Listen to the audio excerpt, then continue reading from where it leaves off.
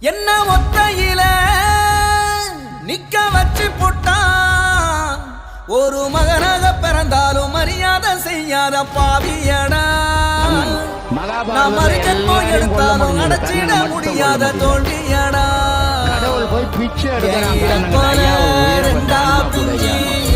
சொட்டுடா வேகம் சுத்துதடா. யாரு கண்ணப்பட்டோம் வீடு ரெண்டு பட்டு போச்சே.